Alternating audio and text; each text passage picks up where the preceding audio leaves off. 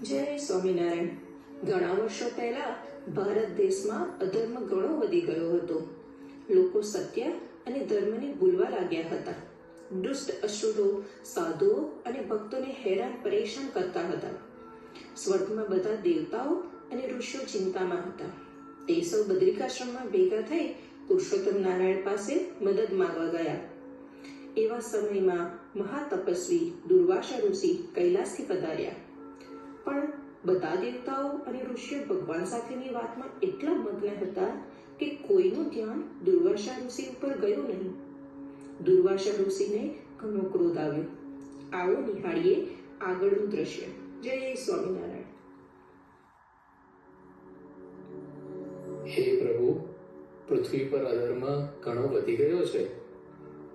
સાધુઓ અને ભક્તોને ઘણી પરેશાની થઈ રહી છે. કૃપા કરી અમારી રક્ષા કરો. હે દેવતાઓ, ચિંતા ના કરો. જ્યારે અધર્મ વધે છે ત્યારે ભગવાન પોતે પૃથ્વી પર અવતાર લઈ ધર્મની સ્થાપના કરે છે.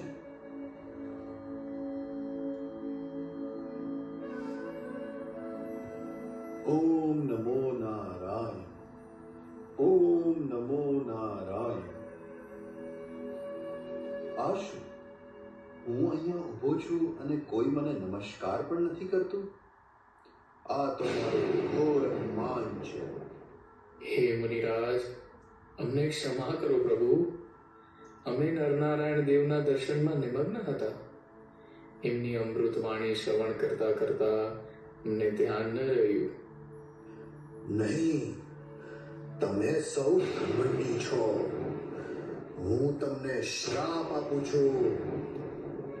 તમે બધા મૃત્યુલોક પર જન્મ લેશો અને ત્યાં અસુરોના ઉપદ્રવથી પીડિત થશો. દયા કરો પ્રભુ, દયા કરો. અમે તમારી ક્ષમા માંગીએ છીએ. બધા ઋષિ મુનિઓ ખૂબ જ ભયભીત થયા.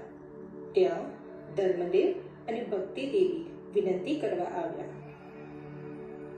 હે મહામુનિ, રીસ ના કરો. જો અમારો અપરાધ હોય તો જરૂર દંડ દેજો, પણ વન અપરાધે અમને શ્રાપ ન આપો.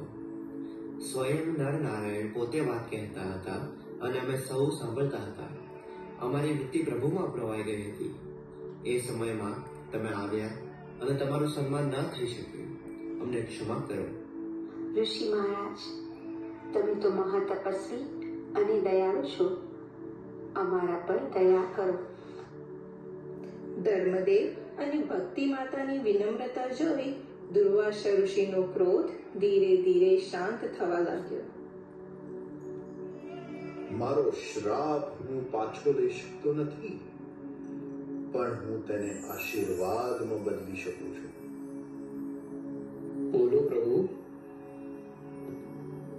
જ્યારે તમે પૃથ્વી પર જન્મ લેશો ત્યારે સર્વોપરી પુરુષોત્તમ નારાયણ પોતે પૃથ્વી પર અવતાર લેશે. તે તમારી રક્ષા કરશે. તે અધર્મનો નાશ કરશે અને ધર્મની સ્થાપના કરશે. હે પ્રભુ, આ તો મોટો આશીર્વાદ છે. પછી પુરુષોત્તમ નારાયણે પણ સંકલ્પ કર્યો. ઋષિઓ, આ દુર્વાસાનો શ્રાપ એક નિમિત્ત માત્ર છે. હું સમય આવે ત્યારે પૃથ્વી પર જન્મ લઈ ધર્મની સ્થાપના કરીશ. સાધુઓ અને ભક્તોની રક્ષા કરીશ અને લાખો જીવોને મોક્ષનો માર્ગ બતાવીશ.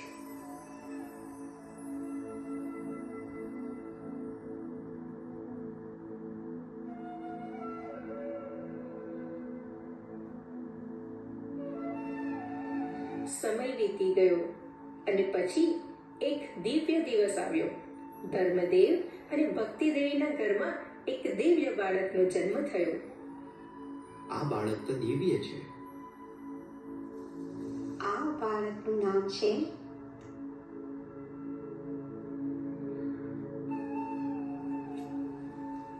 આ ઘનશ્યામ જ પછી મોટા થઈ ભગવાન સ્વામિનારાયણ તરીકે પૃથ્વી ઉપર ધર્મની સ્થાપના કરી.